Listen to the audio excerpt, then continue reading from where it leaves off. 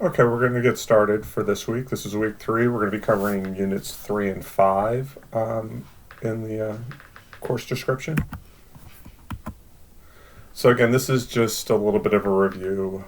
I'll let you review it when I send out the format. Please email me if you have any questions on this. Tomorrow, April 28th, there's going to be another meeting that I'll be attending online that should give me some more details, and I'll provide that information as soon as I have it.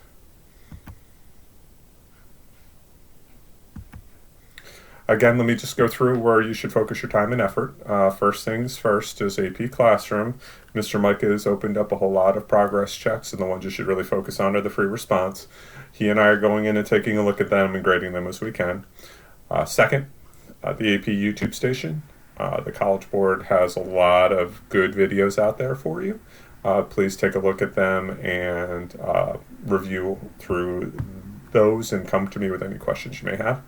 And I've summarized all of it on the Google site. So if you go to our Google site, which I'll share with you again this week, it has all that information there.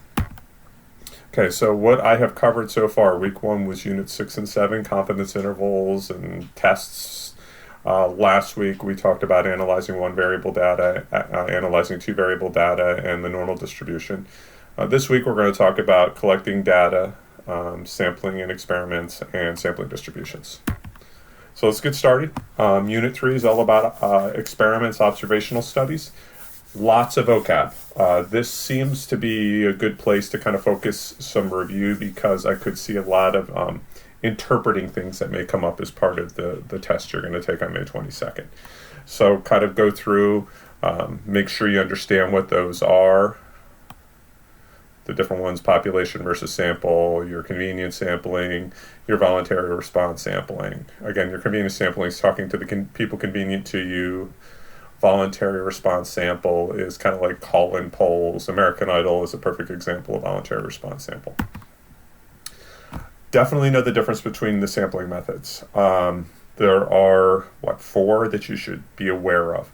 The first is a simple random sample, and the biggest thing you have to focus on there is it's simple random sample is every group of the same size has the same probability of being selected, not just every person. So every group of size 20 has the same probability of being selected. Stratified is when you break it out based on some reason. Gender is usually the one everybody always gives, but it could be based on age, it could be based on socioeconomics, lots of different things. But what we do is we group people according to some criteria, and then we simple random sample from within those groups, and that's called homogeneous grouping. Cluster sample is called heterogeneous groupings. That's where what we do is we pick one person and then everybody around it in hopes that that group you get is different enough. Then systematic random sampling, that's new this year, and systematic random sampling really is focused on, you randomly pick the first person and then you follow a set pattern to pick every person after that. Definitely know the difference between sampling with replacement versus without replacement. With replacement is the individual goes back into the pool to be selected again. Without replacement means once you're picked, that's it.